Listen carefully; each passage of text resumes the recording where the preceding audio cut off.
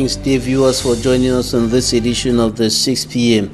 newscast on Equinoxe television, live from our headquarters in Cameroon's economic capital, Douala. My name is Babla Jonathan, and our top stories in this edition of the news. The northwest regional capital, Bamenda, was once more hit by commotion, fear, and uncertainty. Today, some gunshots were heard in some parts of the town, and the gunshots sent city dwellers running for safety.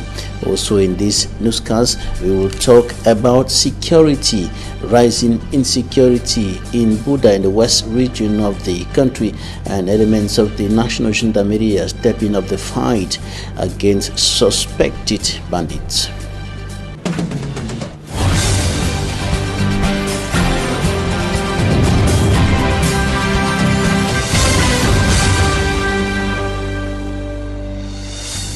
Inhabitants of the town of Bamenda, northwest region of the Republic of Cameroon, were once more under the yoke of fear, uncertainty, and commotion today, as gunshots were heard in some parts of the town, sending some city dwellers running away for safety. And on the line to Bamenda, our correspondent, Takang. Bamenda has once more been paralyzed after sporadic gunshots heard at about 11 a.m. this Wednesday. As you can see in the images, inhabitants were seen running home or toward Pen in the Bamenda 3 subdivision. The streets were congested, vehicle and bike finding their way back home. Several shops immediately shut down when this gunshot started, with some roadside vendors, especially at the food market, abandoning their stand and running away. Many could be seen running in the street, some carrying their hands in the air. Area like Commercial Avenue, Hospital Roundabout, Ntarinkon, Small Mancon, Rendezvous were all deserted. In that panic, some military and police trucks were seen patrolling the town. It is very difficult for now to know what really provoked the shooting and why. According to some residents, unidentified gunmen passed on a bike, ordering people to close their shop and go home. After some hours of tension, there was relative calm in town, but many shops were already closed.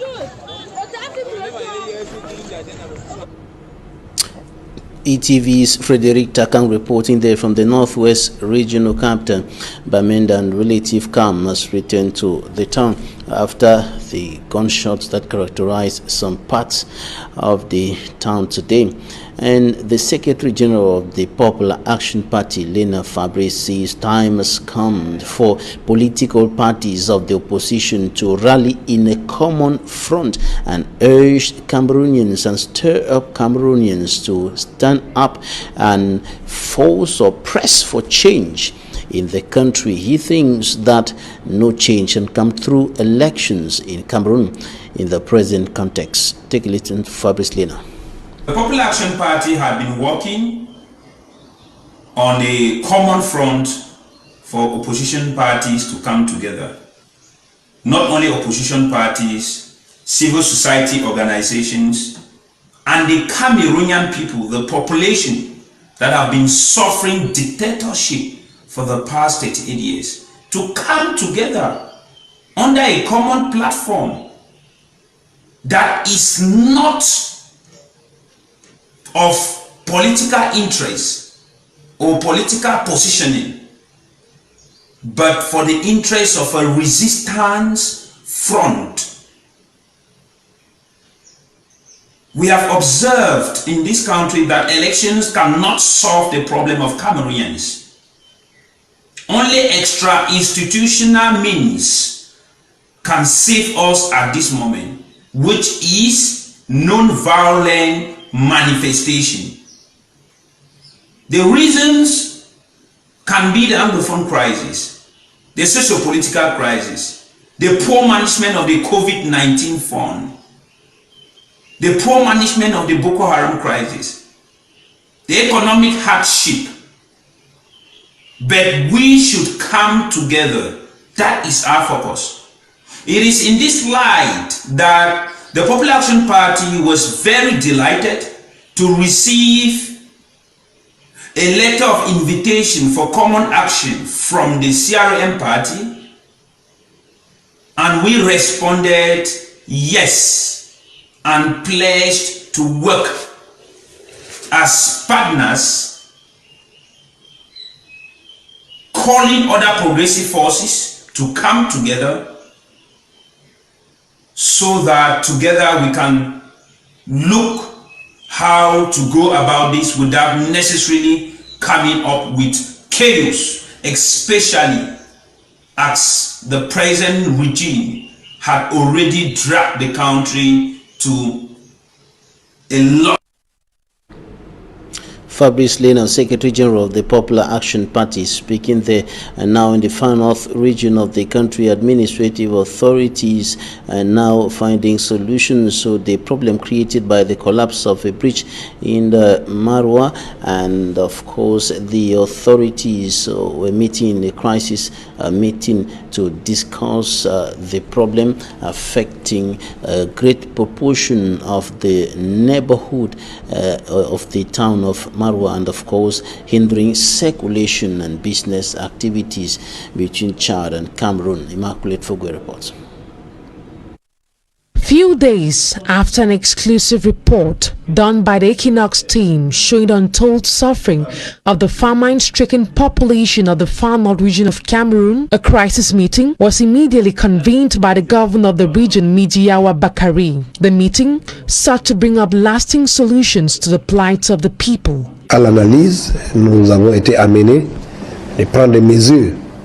After analyzing the situation, it was agreed that millet, maize and other cereals will not be exported to neighboring countries. The population will now have to depend on their reserves. The order will be respected till the month of November. Pour les prochaines semaines, et ceci certainement va impacter sur les récoltes. The population of the far north region have grossly been affected by the hike in prices of cereals, which is currently having an adverse effect on the health of children, as many of them are now suffering from malnutrition. The hike in price of food items has been blamed on the mass exportation of these cereals to neighboring countries. Les choses sont devenues très chères par rapport au maïs, au mil. Things have become so expensive. I am very happy with the decision taken by the governor. The ban on the exportation of cereals is really a good idea. The cereals that we cultivate is not even enough for the population. So, why export it? Some people should be stationed at the border in order to implement the ban. Ça n'est pas nous suffit pour encore prendre ça pour amener ça ailleurs. Ce n'est pas sûr. Nous sommes même déjà dans la famine. 80%. 80% of the population in the far north region of Cameroon have been affected by famine.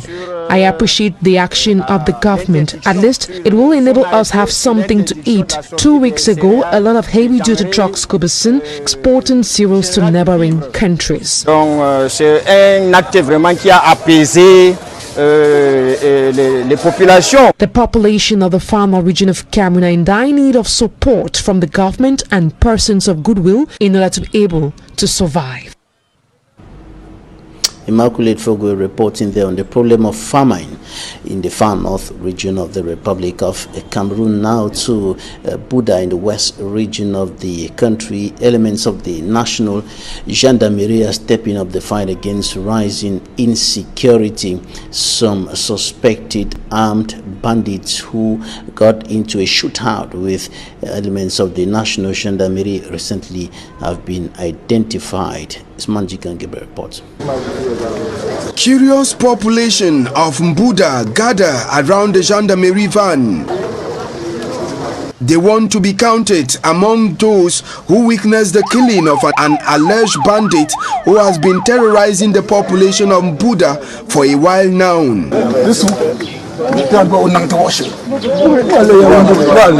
He was the lone person killed during a night operation that took place at Kumbu village in Babaju subdivision. A few days ago, I had information that these guys were about to rob so many homes in Kombo and Zavion. I took authorization from my company commander because it wasn't in my zone of competence to monitor them right up to that zone.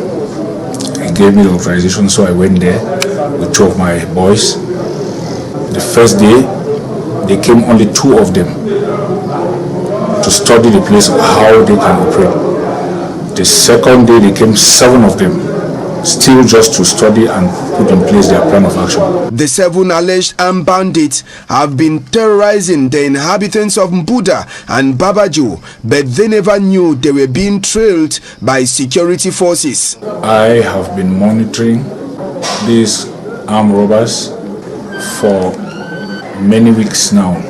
It all started when they robbed a businessman living in Babaju, took his guns. He had 2 guns, they took the guns away. Then later went to the Real Oil petrol station in the entrance of the town, robbed the petrol station, robbed the Total petrol station in town, went to a traveling agency, Destiny, and robbed the agency. 2 pistols, 1 locally made and another automatic, were taken from these thieves alongside other gadgets. 6 members of the gang are still on the run. Registration ahead of the 2020-2021 academic year has started in schools across the country. Here in Cameroon's economic capital, Douala, some school officials are complaining over the difficult situation in which the next academic year will be unfolding with regards to the restrictive measures against the coronavirus pandemic. As it is usually the case when the next academic year draws near, parents and guardians rush to secure a place in schools for their children. But at the government's bilingual high school Bepanda Douala, the secondary education ministerial order for no admission of new students and not more than 50 students per classroom due to the COVID-19 pandemic is fresh in the minds of the school administrators. Avec le contexte COVID, il est difficile absolument. Given the context of the health crisis, it is impossible to talk of admission of new students. Maintaining the number of 50 students per classroom is to avoid possible spread of the coronavirus. Histoire de respecter les mesures de distanciation. The school administration hopes to organize lessons in shifts, which will certainly have consequences. S'il nous faut respecter les mesures barrières, we must do so in respect of barrier measures. De garder nos élèves, que nous sommes obligés de garder. Students have to be coming to school in 2 sets daily. De cet élève qui passe de la 6e en 5e. This system won't be easy, but we have to get used to it. With these 2 English and French systems, we need 116 teachers. Il faut absolument s'arrimer et nous avons besoin dans les 2 systèmes de 116 enseignants. The school would need to recruit part-time teachers. Recruter des vacataires, nous en avons besoin. As Government High School Aqua, administrators see this to be a complicated order. Et des grosses difficultés que nous avons. Teaching in shift means we need more teachers. As such, we will have to recruit 5 heures par semaine à 25 heures.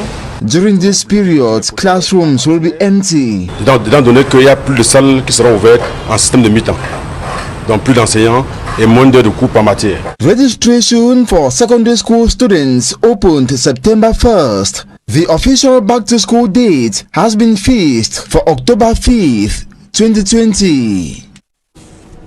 Members of the Commission of the Economic Community of Central African States have pledged to work hard to enhance efforts towards regional integration, real regional integration in the sub-region, and they were commissioned into their functions today in Gabon. Immaculate Fogwe has more.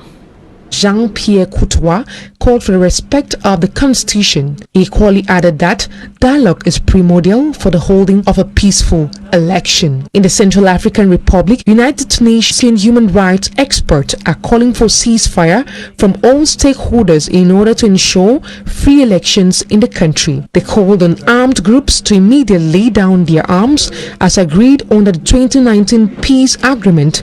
The organ is calling on the government to ensure inclusive, free, credible and transparent elections. And this is where we end this edition of the news on Equinoxe Television. Thanks for staying with us. Goodbye.